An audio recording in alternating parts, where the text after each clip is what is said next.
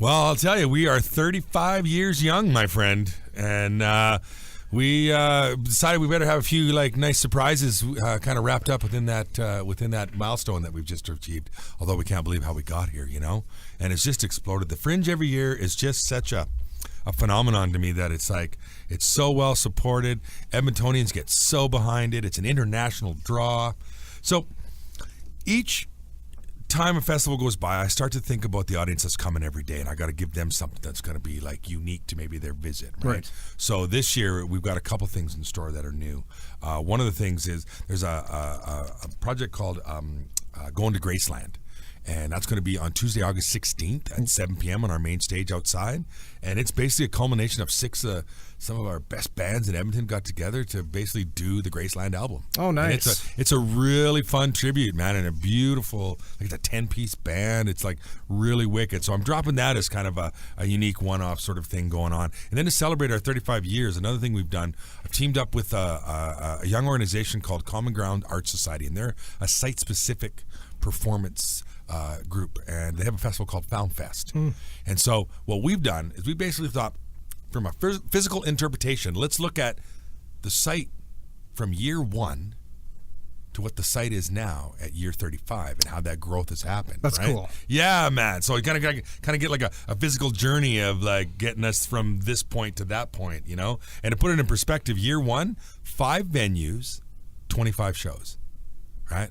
This year, 45 venues and 213 shows. Wow, that's crazy. And it really exploded again back in, I think, 2008 was when it first kind of went online ticket sales, where everything, you could just buy them online, and audiences ate that up. And with that we have 2 programs. You can get in through a lottery. We're an unjuried, uncensored festival. So you can get in by putting your application in, and then I make a draw at the end of November, and we pull basically half of the shows, about 107 shows, that get on the lottery side. And that means you're in one of our 10 venues, right? And we provide so many things with that. So you get 2 technicians, you get all the marketing, you get all the support. All you have to do is make a show happen, get some posters, handbills, talk to some people, get them in, right? Oh. Then another program that we open up, if you're not successful in that application, is called a Bring Your Own Venue, and it's an artist-driven initiative. And that's where we saw that blow open in 2008, and now has grown to basically account for half the shows. So, our 213 is half lottery and half on the Bring Your Own Venue. Oh, and these venues, that application back in the day used to mean site-specific performance, but now the entrepreneurial spirit of the artist has taken over, and it's more about having venues now where they can just put their shows in. And we have some venues that are locked in with us, like the Varscona, for example. You'll see 6-7 shows happen at that venue as well. And Le Cité in the French Quarter, there's 4 venues over there, with each having about 5-6 shows in there. So it's really become a beautiful thing. And it's I see there's one out here this year close to you guys, I'm trying to think whether it's called the Magic Emporium or what it is, but every now and again you'll get a venue that just pops up in the middle of nowhere, and you're like, why not? Let's see how that works. That's cool. 35th year anniversary of the Edmonton Fringe Festival.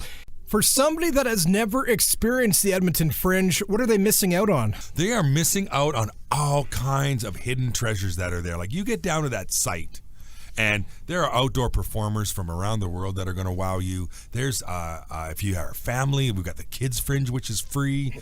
And then hidden within this festival are these 213 indoor shows. Nice. That I always tell the first time around, I said, all you need to get yourself a program guide. So it can be kind of your map to get you where you're going, right? We also have all that information online at fringetheater.ca. Right? You figure out what it is you like, and then it's going to be there for you. You go, and if you miss the first time, try again. Because I always think, take a chance, and you'll surprise yourself. Let's talk about tickets. Where can people grab them? You can get them online at fringetheater.ca. You can come down to any of our box office locations. Right now, our main box office is open until the festival gets going on the 11th. Okay. And then we'll have 6 satellite box offices that kind of surround the old Strathcona area.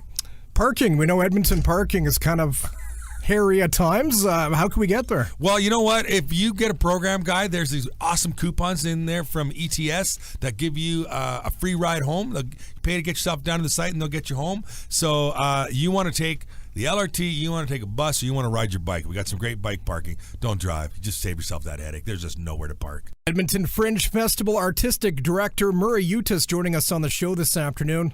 Murray, why is it so important to come out and support these artists? Well, okay, we're a very unique festival in that, and when talking to our neighbors, like if you go to the Folk Fest, a lot of times the neighbors will get some passes and they'll give out some passes, right? But they're paying those artists. These shows, 100% of those ticket sales going right back to the artist's pocket. Right. So I am not able to like throw around a bunch of free tickets to everybody that wants to have, that kind of thing going on, because it's a direct correlation then to taking money right out of those artists' pocket, which, is something that we're not fond of doing, right? So we want to make sure we get lots of people out to their shows so they can then have their ticket sales. We're unjuried, we're uncensored. We don't tell them what they can and cannot do when it comes to art. Right. And there's a lot for everybody to check out. Yeah, you betcha. We got a theater for young audience venue. We've also listed in over at Kids Fringe, you'll find out all the family-friendly shows that are going on over there. And if you like it a little bit edgier, you're going to be able to satisfy that appetite as well. Murray Utas from the Edmonton Fringe joining us on the show. Murray, August 11th is the opening night. What are we in store for? August 11th is the opening night ceremonies. What can people take part? So if you get down to us, we open the site about 6, so you can come down, have some food with the vendors, and then about 7 o'clock we're going to start our parade. And I think we have like 92 artist groups that have confirmed into the parade. Nice. It's going to be insane. And then you come into the main ATP Financial Park, and at 7:30 we're going to start the opening ceremonies, and then you're going to get a sneak peek performance from the Flow Bros. The Edmonton Fringe, the 35th anniversary. Murray, appreciate you stopping by. You bet. Thanks for having me, hey?